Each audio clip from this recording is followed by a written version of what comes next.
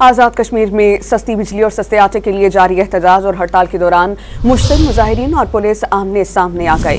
پتھراؤ کے جواب میں پولیس نے آنسو گیس کی شیلنگ کی۔ عوامی ایکشن کمیٹی کی جانب سے اعلان کردہ لانگ مارچ روکنے کے لیے راستوں میں پولیس کی بھاری نفری تعینات کر دی گئی۔